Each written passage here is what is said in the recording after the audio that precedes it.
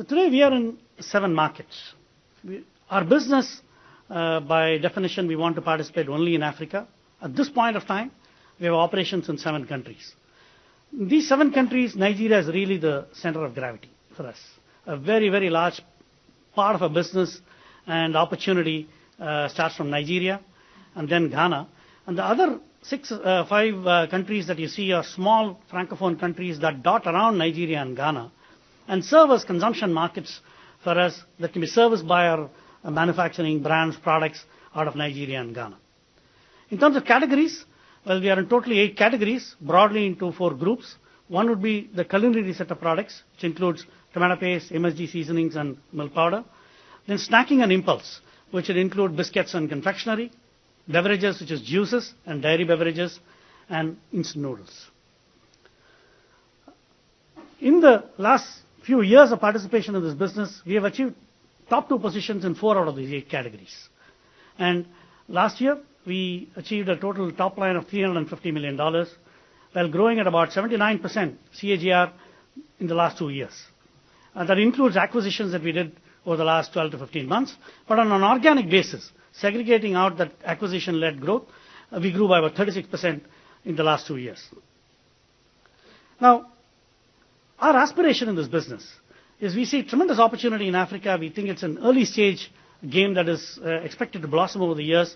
In at least the planned period of the next 3 years, we want to achieve to be the top 2 position in all the categories that we participate today.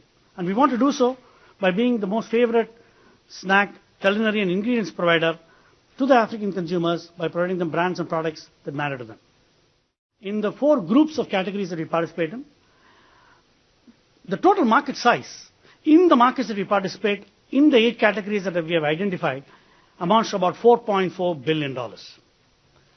And it is growing between 6 and 12% per annum in the last 4 or 5 years on a CAGR basis. It varies from category to category, and that's a very, very healthy growth rate across these categories. In that opportunity, we are in these 8 categories, we have achieved a certain market position over this period of time. We are number 1 in MSG seasoning. We are number 2 in biscuits, candies, and tomato paste. We have a number 3 position in noodles, number 5 position in milk powder, and in juices and dairy drinks, we just got into that business last year. It is the first year of operation, so it is really not applicable. It's only going forward. We have the same aspiration of being a number 2 player within the next 3-year plan period, but at this point of time, it's the first year of operation for us. Try to give a snapshot of what are the key drivers and what our strategy response to them are.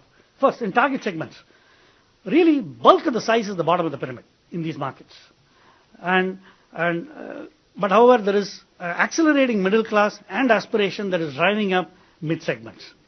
So our first step is to build scale and leadership position at the bottom of the pyramid. And then through innovation and variety and excitement, layer it with middle and higher segment products. In distribution, most of the categories that we participate are in high penetrated categories. And therefore, you really need a wide and deep distribution infrastructure.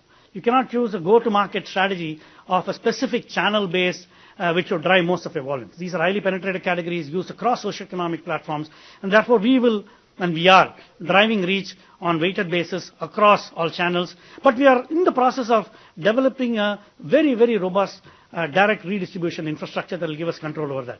That's a trend that other more evolved players are also starting to invest, and we are in the process of investing as well. Innovation.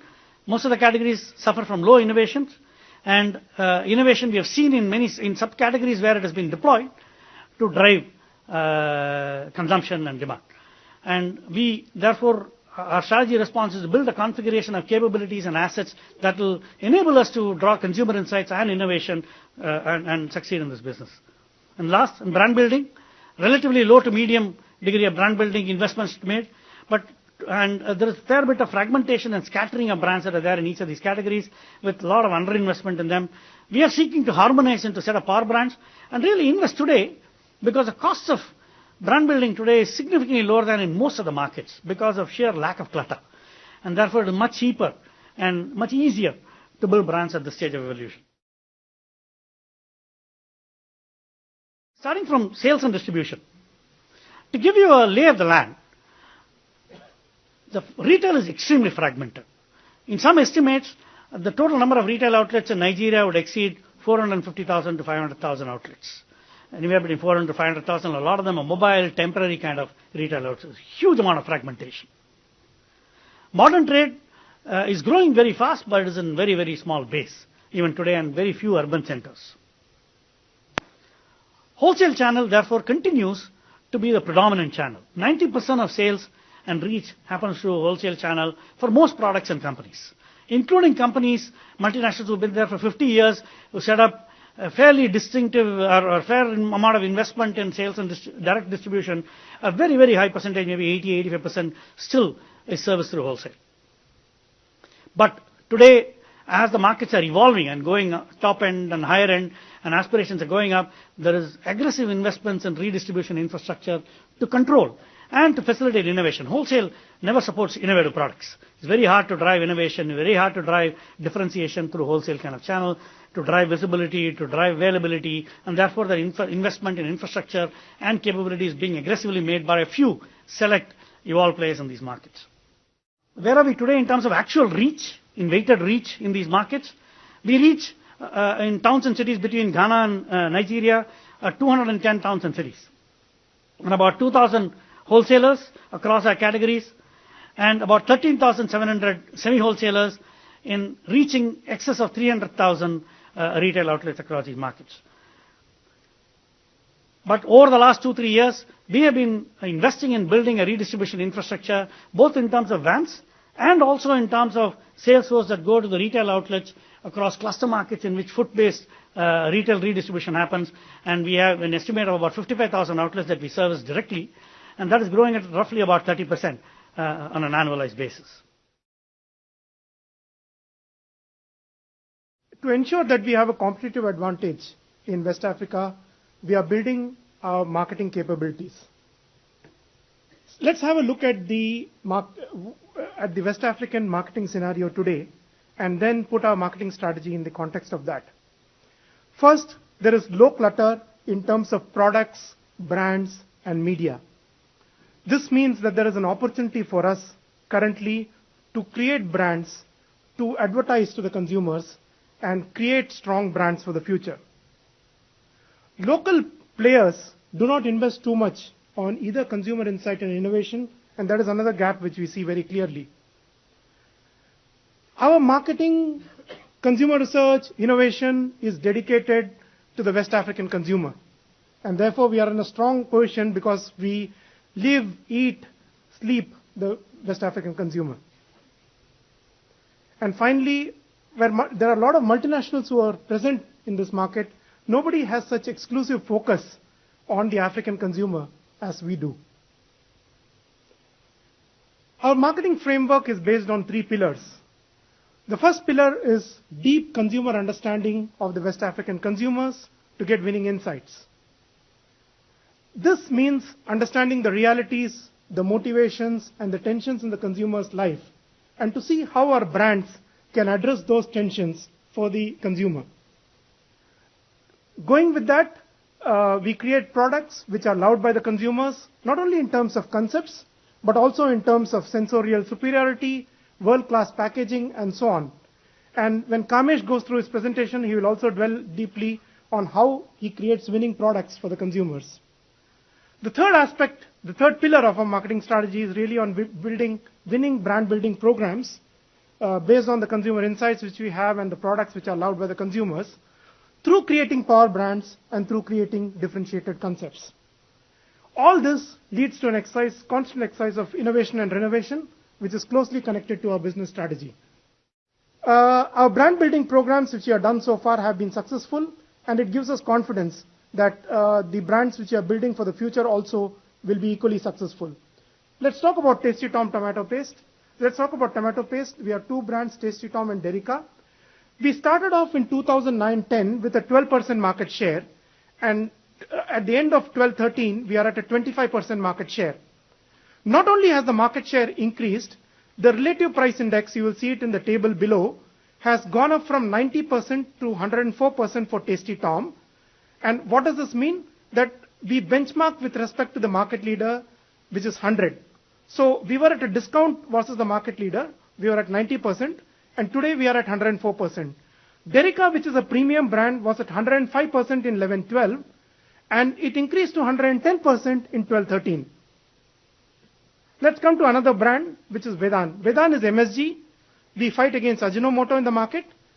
We were 32% of the market in 9-10, and we were number 2 to Ajinomoto. Today we are 65%, and we are a clear leader in this market.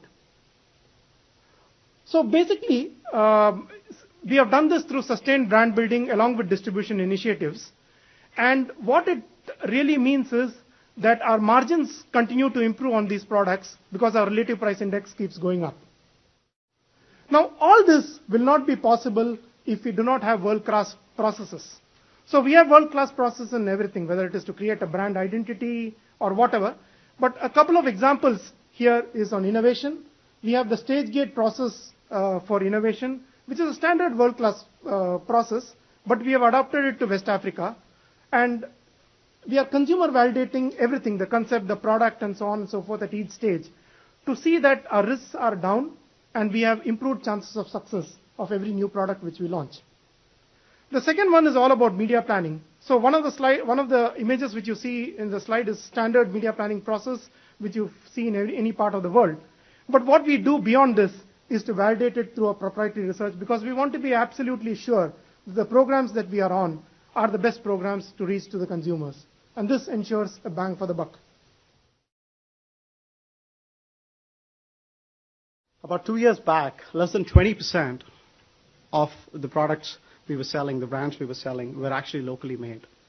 Today, 85% of the total product that is sold in these markets is very much locally manufactured. And why do we do local production? It improves our margin. It allows us to reduce the time to market. We can quickly respond to all these different ideas. You've seen some great examples of the successes we have had. If we were sourcing, if we were bringing this product from somewhere else, it would have taken much longer to fructify any of these ambitions and actually generate this kind of revenue. And also be much more responsive to consumer needs.